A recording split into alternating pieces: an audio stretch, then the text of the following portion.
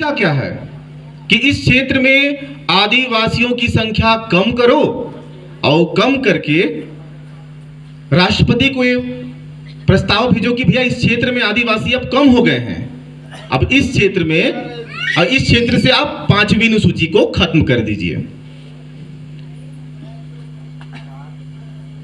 तो आपको मैं बता रहा हूं कि 1971 में जिस प्रकार से कई जातियों को डिलिस्टिंग किया गया या कई जातियों का डिलिस्टिंग किया गया और डिलिस्टिंग करने के बाद ही परिसीमन था ताकि विधानसभा, लोकसभा, जिला परिषद के सीटों को सामान्य किया जा सके, ताकि 5वीं अनुसूची को खत्म किया जा सके।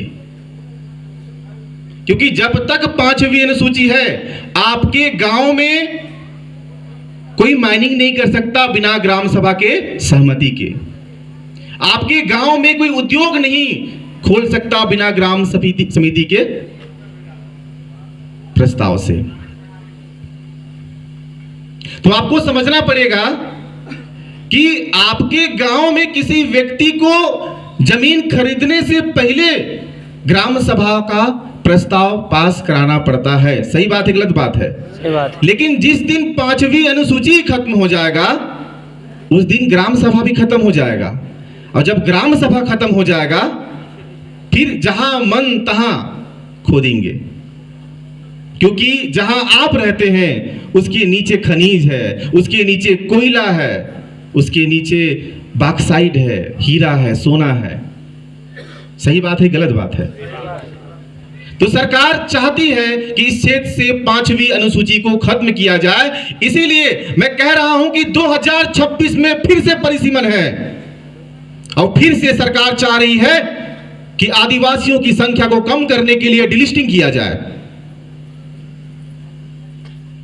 आज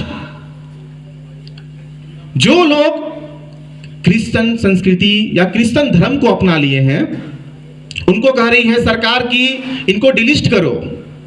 मैं आपसे पूछता हूं कि पूरे सरगुजा संभाग के प्रत्येक जिले में आज इस समाज के लोग रहते हैं, लेकिन अगर इनका डिलिस्टिंग हो गया तो खासकर जसपुर जिले का लगभग 40% जमीन सामान्य हो जाएगा।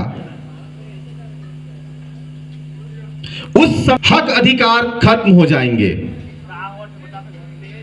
उस समाज का विश्वास नहीं होगा आपको कि आज उस समाज के बच्चे नौकरी में हैं, लेकिन जिस दिन डिलिस्टिंग हुआ उनका हाल किसान समाज, उनका हाल भूइया समाज, पेंका समाज जैसा हो जाएगा। सही बोल रहा हूं, गलत बोल रहा हूं? आज जाके देखिए किसी कार्यालय में आपको भूइया समाज ही मिलेगा, किसान समाज का कर्मचारी मिलेगा। जनसंख्या तो बहुत है। तो समझिए कि आज हमारे साथ सरकार एक बड़ा षड्यंत्र कर रही है। अगर उरांव समाज के लोगों का डिलिस्टिंग हो गया तो मैं दावे के साथ कहता हूं कि उसके अगले दिन उस समाज का 20% जमीन बिक जाएगा। सही बोल रहा हूं, गलत बोल रहा हूं?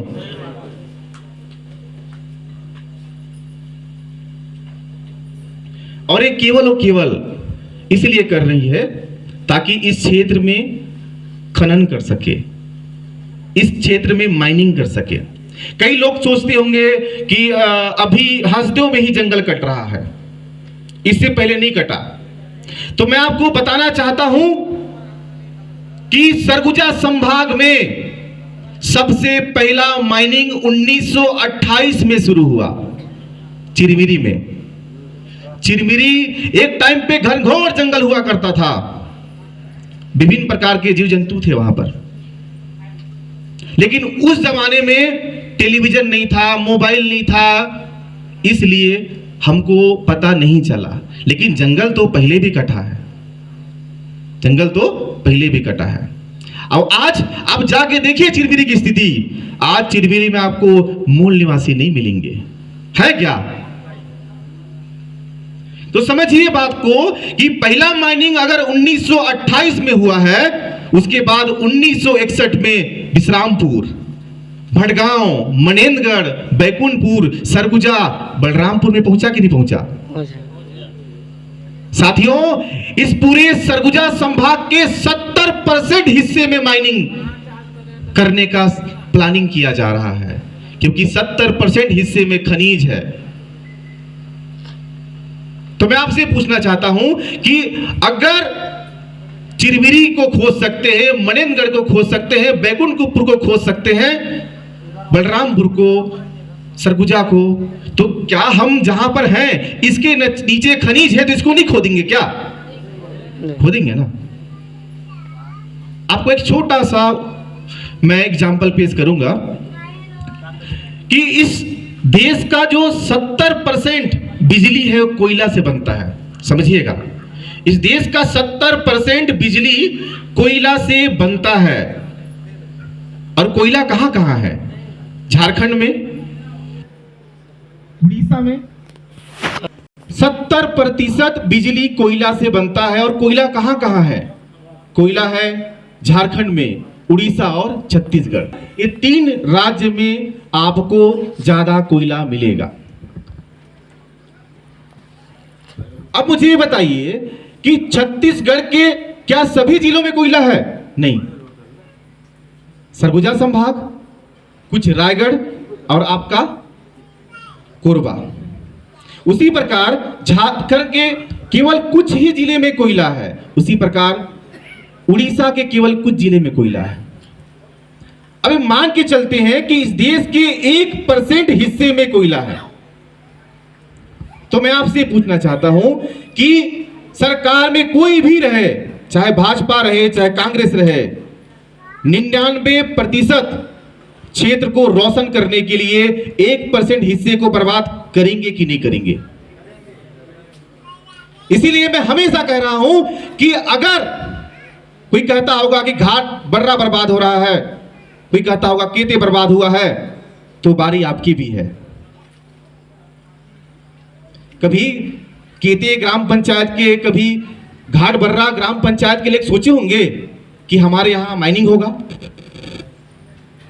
फिर जब विश्रामपुर में माइनिंग हो रहा था, बैकुंठपुर में हो रहा था, मनेंद्रगढ़ में हो रहा था, चिरमिरी में हो रहा था, तो कभी सोचे होंगे क्या उन लोग? नहीं। इसी प्रकार आज इस सरगुजा के 70% हिस्से को बर्बाद करने की प्लानिंग रची जा रही है। और उस प्लानिंग में साथ कौन दे रहा है? हमारे ही लोग, हमारे ही नेता मंत्री। सही कर रहा हूं, गलत कर रहा हूं? सही है। अरे आज इस मंच के माध्यम से मैं यहां के सांसद और विधायक से पूछना चाहता हूं, क्या आप में दम है कि आप जाके लोकसभा और विधानसभा में यह प्रस्ताव रखें कि सरगुजा में अवैध माइनिंग नहीं होना चाहिए? है दम? नहीं है, नहीं है। बताइए। नहीं है, नहीं है दम। तो आपको ये समझना पड़ेगा कि आपके दुश्मन आपके ही लोग हैं जो किसी और के इशारे पर नाच रहे हैं। जैसे मैंने आपको बताया कि बलरामपुर जिले से लगातार रेत का दोहन हो रहा है। अब अगर नदियों में रेत खत्म हो जाएगा तो सिंपल सी बात है कि आपके आसपास में जो जल स्रोत है वो खत्म हो जाएगा। आप सोच रहे होंगे कि आज यूपी बिहार के लोग कहाँ आ रहे हैं यहां पर?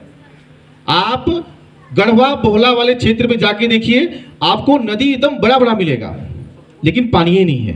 है क्या पानी? वहां पानी ही नहीं है। और बरसात में सीधे बाढ़ आएगा, लेकिन बरसात के बाद आपको पानी ही नहीं मिलेगा।